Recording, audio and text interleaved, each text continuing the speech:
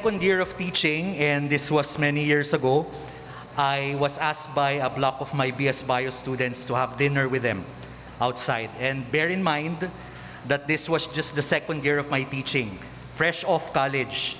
So si Sir Ron, nag-isip, ano ba sasabihin ko? Magpapa-cool teacher ba ako? Sabihin ko, oh naman, sure. Sure, I'd love to have dinner with you. Or should I be very, very careful with boundaries and say, parang bawal yata, I shouldn't be going out to dinner with you guys. So I was at that point in my life when I was really struggling to find that right balance between being a friend to my students and being the professional teacher that I know I should be. I'd like to think that I have a much healthier and more mature perspective on that now. Mas madali na akong i-invite ngayon. Mas kalad ka rin na ako ngayon.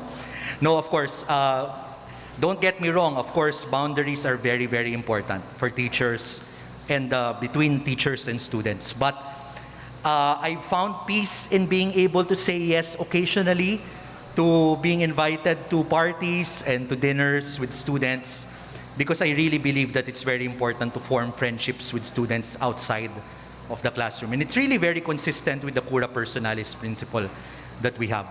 So one realization that I've made, yung prompt na binigay sa amin, never did I expect to have such lifelong relationships with students. Yung block na sinabi ko kanina, now they're among my closest friends. I've gotten invited to their weddings, to the baptisms of their children kasi matanda na sila ngayon.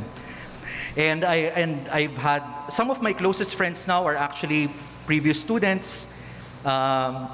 Kasama ko na on trips. I was a groomsman for weddings of several of my previous students.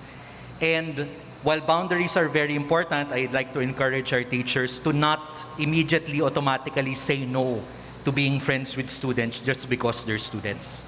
I think it's very important to form that relationship with them. And I think there are two events in my life as a college teacher in Ateneo that shaped that part of me, and one was my having founded the Ateneo Biological Organization many years ago. So that's definitely a venue for formation of students that I really treasure. And then the second one was my having taken on the responsibility of being an intact homeroom advisor also many years ago.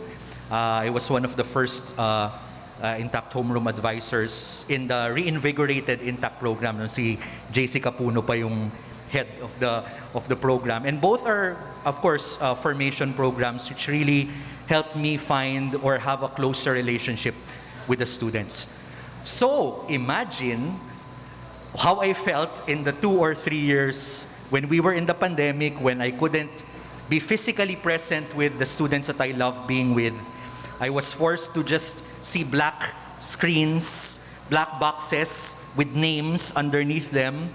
Barely a face would pop up, and I wouldn't even hear them a lot. Like there would be moments when you don't know if you're actually talking to people, or they've left the room and you don't know.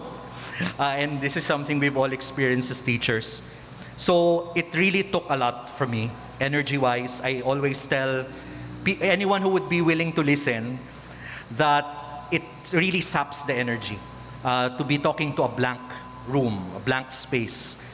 And I had to be creative in how I would deliver my lessons and how I would practice cura personalis as well.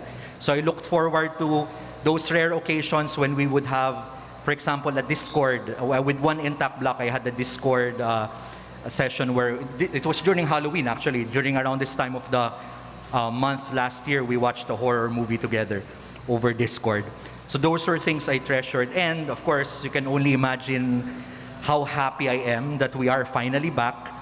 I finally get to see my students. I finally get to talk to them in the same room, physically.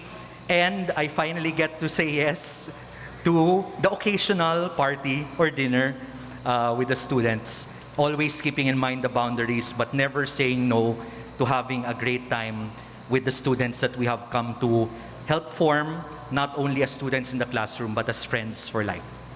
Thank you.